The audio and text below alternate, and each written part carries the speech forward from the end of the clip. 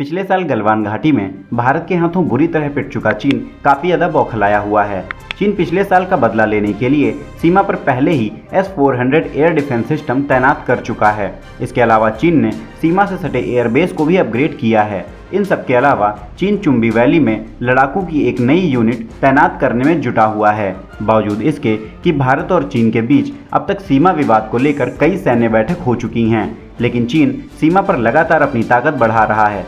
ऐसे में भारत को भी यह समझने में देर नहीं लगी कि चीन समझौते के मूड में नहीं है। यही वजह है कि भारत भी अपनी तैयारियों में जुट गया है और भारत की तैयारियां देखकर चीन के साथ साथ पाकिस्तान के भी होश उड़े हुए हैं। वैसे तो भारतीय वायुसेना में सबसे ताकतवर विमान राफेल को माना जाता है, लेकिन भारतीय वायुसेना के जगुआर और सुखोई 30 विमानों ने सुपरसोनिक मिसाइल को भी चकनाचूर कर दिया है, जिसे देखने के बाद पाकिस्तान के राफेल विमानों के खिलाफ की गई युद्ध अभ्यास धरी की धरी रह गई। आपकी जानकारी के लिए बता दें कि भारत ने तिरुवनंतपुरम के दक्षिण में पश्चिम समुद्र तट पर बिल्कुल युद्ध जैसा माहौल तैयार किया है, जिसमें अमेरिकी नेवी ने भी भारतीय वायुसेना के साथ हिस्सा लिया है। इस युद्धाभ्यास का मुख्य मकसद चीन को साफ संकेत देना है कि भारत की तैयारियां चीन से किसी भी मायने में कम नहीं हैं। इस युद्धाभ्यास की सबसे खास बात यह है कि इसमें टारगेट को एकदम रियल वॉर जैसी सिचुएशन में क्रिएट किया गया है, जिसे इंडियन एयरफोर्स अमेरिकन नेवी के साथ मिलकर बर्बाद कर रही है। इस युद्धाभ्यास के बाद हिंद महासागर में चीन की बढ़ती घुसपैठ पर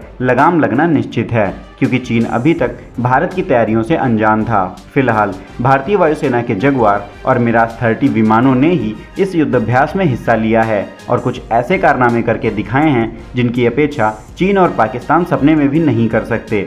बावजूद इसके कि भारत का ब्रह्मास्त्र कहे जाने वाले राफेल विमानों ने फिलहाल अभी तक अपनी ताकत का प्रदर्शन नहीं किया है।